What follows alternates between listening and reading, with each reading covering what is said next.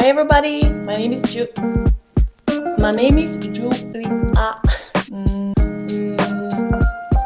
Welcome everyone and big congratulations on being accepted to a program in Sweden. I'm thrilled, and to be honest, I'm also very honored being the one welcoming you to your new home country. I'm Julia. I work in the Study in Sweden team at the Swedish Institute. And you are here today because you are on your way to Sweden. Today is the day to celebrate, of course, but it's also a chance for you to learn more about what it's like to live, learn, and study in Sweden. We will go through some important things you need to do, such as paying your tuition fee installment, to furthermore being able to apply for residence permit. We will give you some facts about the country, which can be good for you to know about. And we will share some tips from current international students, how to get the most out of your stay here. Over and all, we will give you a glimpse of what it's like to live, learn, and of course study the Swedish way. Some of you may already be expert about Sweden by now, while some of you just figured out that Sweden and Switzerland are two different countries. Let's talk a little bit about Sweden, the country you will be living in for at least a year. We'll start off with some basics. Sweden is a large country with a small population. So we have a lot of space here, and we are completely surrounded by incredible wilderness.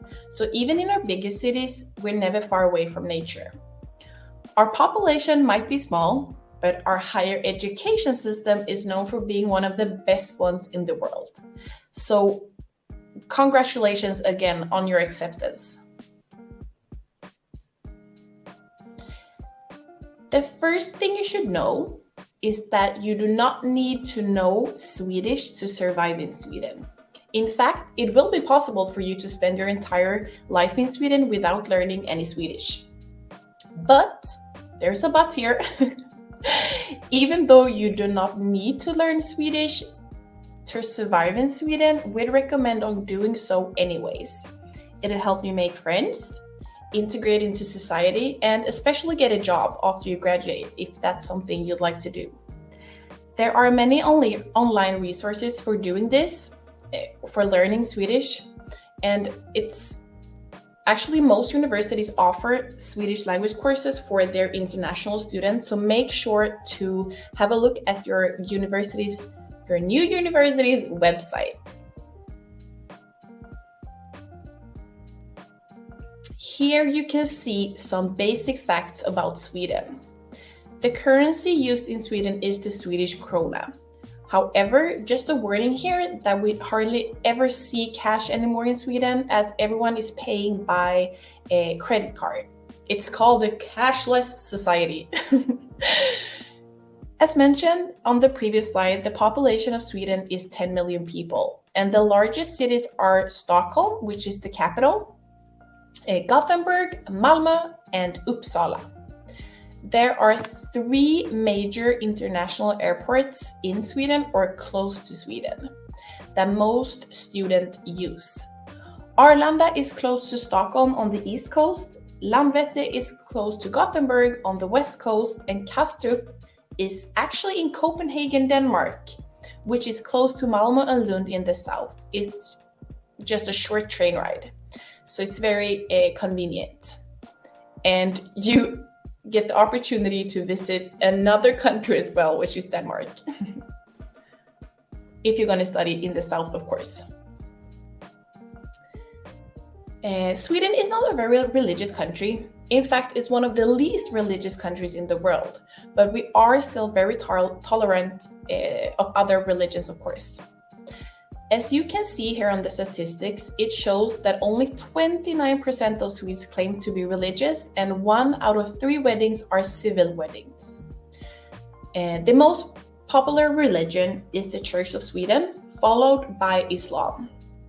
Islam is one of the more popular religions in Sweden, and you can find several mosques around the country. I can imagine you have your wonderings how life will be living in Sweden as an international student.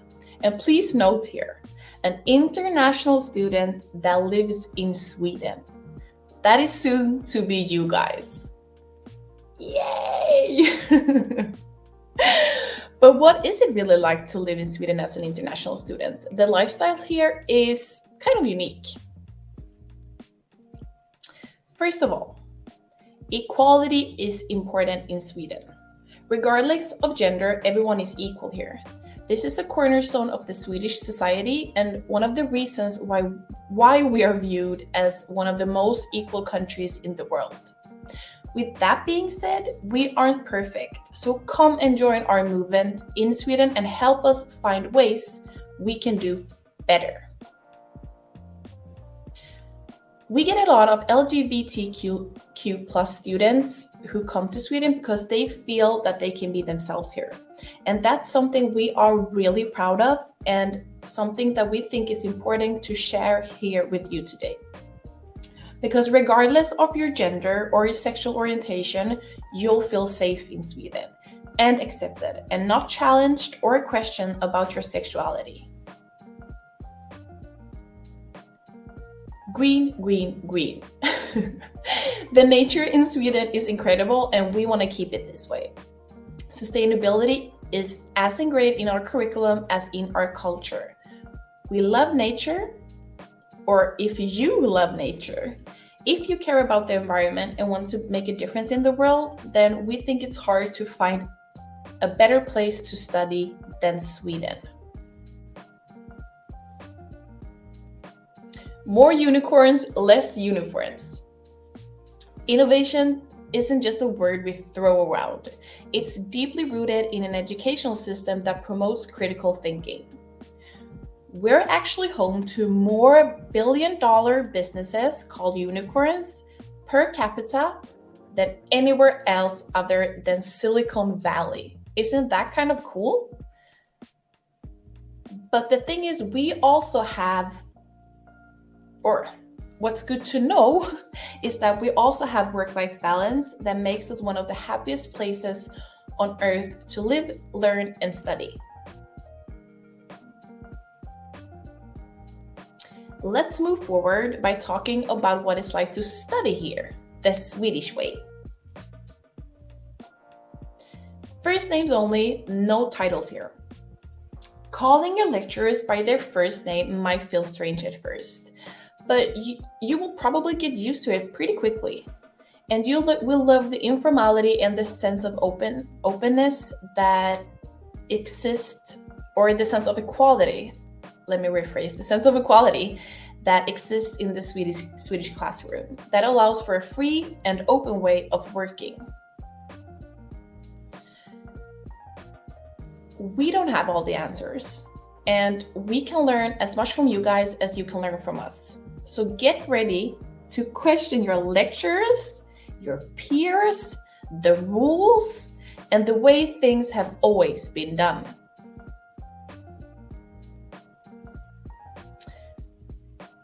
I'm going to be honest with you here.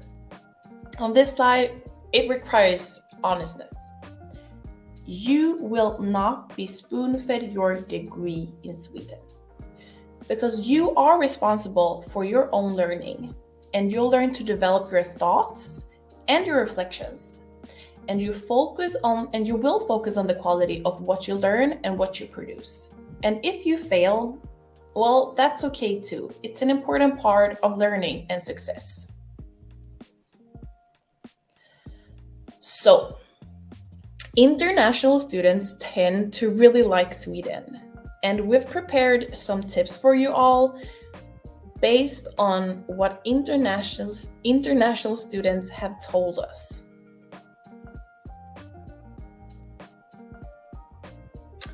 Buy a bike or public transport card. This is a way to get the most out of Sweden, because depending on where you will live, you will probably just take the public transport or ride a bike everywhere.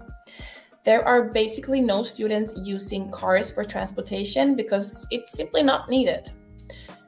Public transport work wonderfully in Sweden. However, in many of the smaller cities, it's just easier to bike everywhere. No bad weather, just bad clothes. I'm sure you've heard that Sweden is cold. And it can be cold, at least up in the north. But it's not as cold as people think. We have a saying in Sweden that there is no cold weather, just poor clothes. Or no bad weather, just bad clothes. And with that being said, it's good to keep in mind that houses are well built here, and indoor heating mean you are never cold indoors. Fika, fika, fika. Sweden loves to drink coffee. It's something that we do at work, in school, at home, with friends, and even on dates. Fika means having a coffee or even a tea if you don't drink coffee with friends, classmates, colleagues, and you will be doing this a lot. Sweden consumes the third most coffee in the world after our neighbors Finland and the Netherlands. So start preparing yourself for a lot of fika. I love fika. Okay, so we come to one of my favorite slides. Take every chance to enjoy the sun. It's my favorite slide because what I'm about to say is true, but I also always laugh at the guy's face when he stares at the woman. If you are in Sweden during the spring, you might see a lot of Swedes staring at the sun, soaking up the rays. And it can look really strange, and you will probably laugh at them. But as Sweden is in the north, we get less sunlight during the winter, so when the sun arrives, our tip is to take every chance you can, or any chance you have to enjoy the sun, like a Swede. Because we are in the north, it also means that we get more sun during the summer, so prepare yourself for short nights as well. Pack hiking boots. Sweden has an amazing nature and a wonderful law called the right to roam. It means you can walk anywhere you want as long as you don't damage property. Take the opportunity to travel when you are in Sweden to see the countryside and bring some comfortable shoes as well, or comfortable clothes for hiking.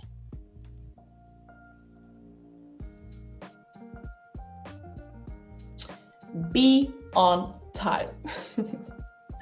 There are no excuses for being late in Sweden, and this applies both to class and meeting friends. Luckily, this is possible because public transport is so efficient and almost always on time. If you decide to meet a friend, you need to be on time, but prepare yourself to send them a text, even if you're only like 5 minutes late. It's in your favor, I promise you that. Okay, moving forward, we're going to talk about your next steps. There are some important next steps for you to start thinking about, and we'll review some of them now.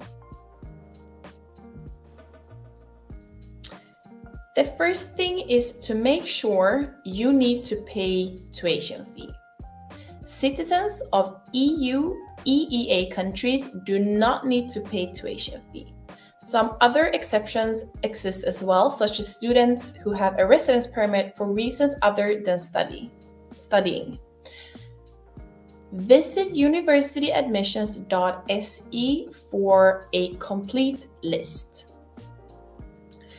Make sure to pay the first tuition fee installment as soon as you can. The process varies depending upon what university you study at, but you can generally pay in May. And please keep in mind that you cannot apply for a residence permit until you've paid your tuition fee installment. So do this as soon as you can. If you have questions about tuition fee, please contact your university and they will help you.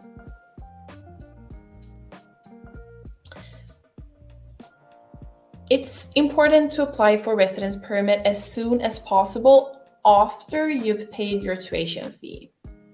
However, check to make sure you need to apply for a residence permit. If you are a citizen of an EU country, you will not need a residence permit.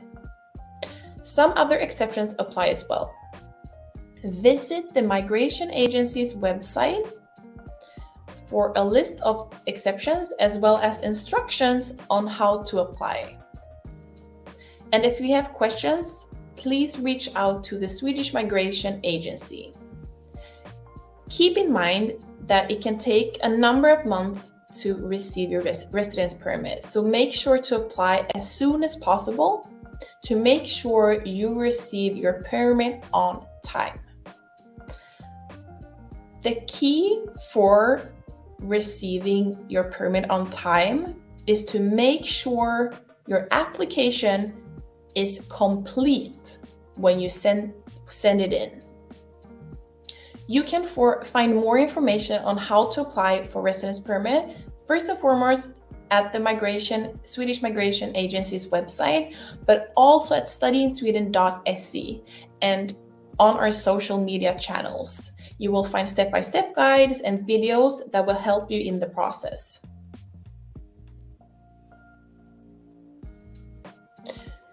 Speaking of resources, here are some more resources if you want to learn more about Sweden.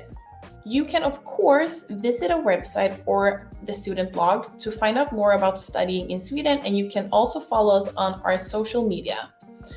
Studyinsweden.se is your absolute #1 go-to place for anything related to studying in Sweden. If you'd like to learn Swedish, there is a list of resources on the website as well. If you want to learn more about Sweden as a country, you can do so at sweden.se.